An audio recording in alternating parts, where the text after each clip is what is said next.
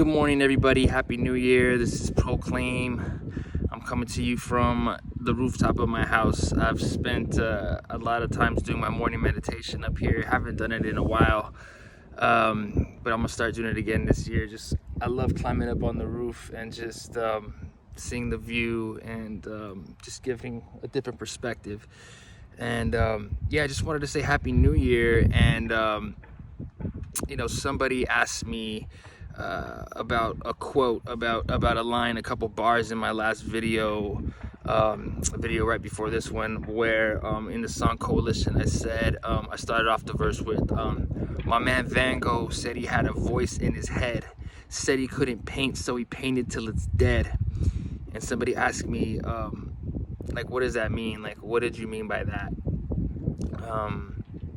They were intrigued by the Van Gogh reference, and where did I get that from? So I got that from a quote, and I just think it would be cool to start off the new year with a quote like this for everybody out there. And the quote is, I don't remember where I got this, but that Van Gogh said,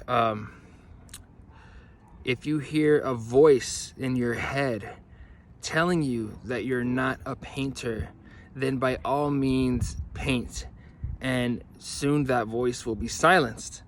Meaning, if you have a voice, or you have someone or something telling you that you can't do something, or you're not this, or you're not that, or you can't do this, or you can't do that,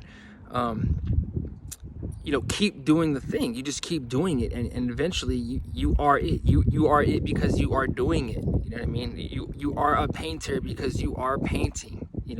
You are a writer because you are writing. No matter what that voice says, you're doing it. And every day you show up to do it, you're beating that voice. And I guess I'll go a little bit deeper into this. Since I am a licensed psychotherapist, for years I used to think of this voice as like the inner critic. Freud called this super ego, a kind of internalized parent, telling you what you can or can't do, or an internalization of all the negative voices in your life, whether it be bullies on the schoolyard, teachers, fake friends, things like that, that you kind of internalize. And a lot of theories in psychology tend to view this part in a negative way. But internal family systems, which was developed by Richard Schwartz, which is a newer psychological theory, psychological framework. Don't want to get too heavy into it, but looks at this part as a kind of protector. In other words, it's afraid that you're gonna fail, or that you might be disappointed, or that others will ridicule you if you do the thing, like if you paint, or if you do whatever it is, whatever goal that you want to do, and the voice is telling you not to do it. That the voice is really trying to protect you from some harm, disappointment, ridicule. It's just David Goggins, he calls it the quitter's mind. It's, these are all variations of the same thing. That just saying, take the easy way. Like you don't have to do that. You don't have to run the 100 miles or do the big art piece or open the next business. You can get by with just this. It's almost like an evolutionary mechanism to kind of try and protect you from really taking risk and doing bold things that might cause harm. You know what I mean? Because like speaking your mind or creating something new, putting something new in the world, is risky, you know what I mean? Because people are going to hate on it, and it might not turn out the way you want. It could lead to big disappointment, right? But great things, or taking risks it's just part of it. It's just part of life. So you have to kind of decide what kind of life you want to live, and I like taking risks. I like taking bold moves. I like creating new things, and I have that same voice in my head too. I've had that. I've dealt with it.